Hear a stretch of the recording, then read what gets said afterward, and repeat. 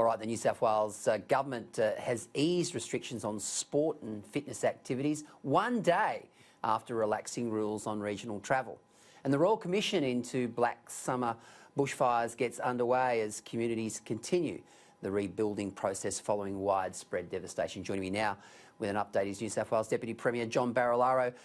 John, lots to discuss tonight. Let's kick off with the Bushfire Royal Commission now. Evidence given today that they wanted to really up the amount of aerial surveillance, swarms of aircraft needed to douse these fires. Hopefully that will be one of the recommendations to come out of this Royal Commission, because it sounds like they're raring to go. They want to get swarms of aircraft out there, but there are some issues that prevent them from doing that. Yeah, look, thanks for having me on tonight. Look, with the bushfires over summer, it's clear that there's a lot that we've got to learn from, and that's why, you know, it is appropriate to have a Royal Commission, or at the state level a special commission of inquiry, because you've got to get to the learnings of the season that we've just had. And I think we all agree we've never had a fire season like it. Consecutive days north to south of the state and across the country, where all our resources were stretched in a way probably that we've never seen before. So we have to learn, and access to these fires, the ferocity of these fires were very different. They even did things that, you know, 30, 40-year career firefighters have never seen. So there's a lot to learn, and today's evidence is about in relation to the support and the infrastructure required to fight fires, but there's still a lot to learn in preparing for fire seasons, in hazard reduction, fuel loads, and that'll all come out of the Royal Commission. But, you know, of course, we'll have to look at aerial support going forward. You know, we as a state are the only state that actually has bought its own bomber, and we had that in time for the season, but who knows what the future looks like. John, let's talk coronavirus. Now, you think July 1 is too early for the NRL to bring back crowds? You're going to stick with that? No, look, I've said previously, you know, when Peter V'landys and the NRL came out and said they wanted to get the season started on the 28th of May, people thought it was mad. People thought it wasn't possible, and I came out in support of that, and I was also ridiculed and took some criticism. But, you know, last Thursday night we all got to flick TV on and watch a bit of footy. We had a great weekend of footy, and I think all the naysayers even jumped on and said, well, what a result. Peter is someone that's bold.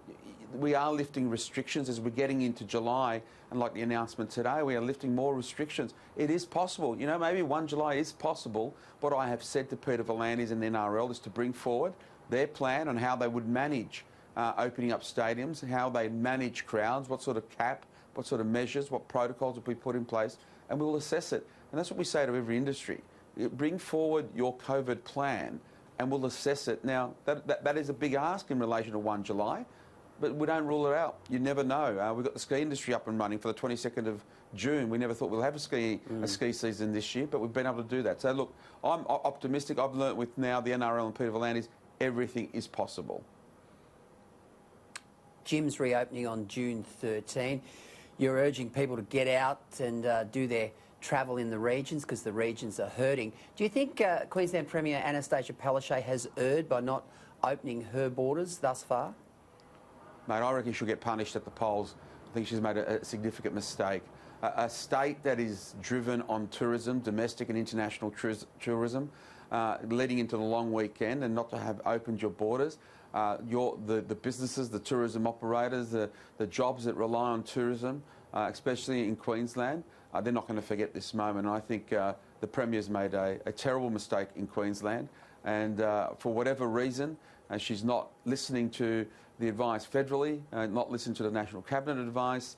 More importantly, she's not listening to her own constituents, which are the business owners. And I think she's made a significant political mistake, but also one that's out of kilter with the infections that's happening on the ground. The reason we're lifting restrictions is that the infection transmission or community transmission isn't there. The cases that we've identified in the last few days, and technically since last Wednesday, none of them have been community transmission. They've been those that are returning home from overseas and found in quarantine. And the same is applying in Queensland, and I think she's making a big mistake. Yeah, a real political own goal there. Now, the Premier's come out and backed your leadership, John Barilaro, off the back of a comment that was made by your Port Macquarie MP, Leslie Williams. She said National Party members felt let down, embarrassed, and the community was infuriated by the whole issue around your pre-selection for the Eden Monaro seat. Have you had a chance to catch up with her and discuss her comments? Yeah, look, we've had those discussions, and the party itself has had those discussions. We've had a number of party room meetings since then, and today we were in Parliament, and we had a party room meeting. All members of the national parties were here in Sydney, and the first time face-to-face party room meeting. And I can assure you, I have the support, unanimous support of the room in relation to my leadership.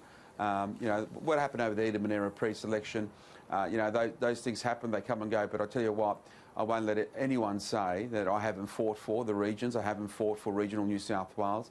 I haven't fought for additional funding. I'm proud of what we've achieved.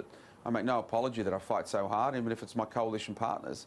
I always look for the best deal for the regions, and it's something I'm very, very proud of. And when I leave this job, I'll look back at the legacy that I've left behind, and I think that is one of a strong footprint in regional rural New South Wales. We don't always get it right. I'm not arrogant.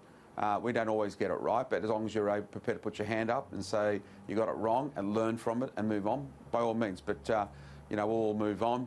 Individuals have their right to make whatever commentary of leadership. I've done that in my time. I've criticised prime ministers of the past. So I think it's come, it's gone, and we'll remain focused on the challenges ahead.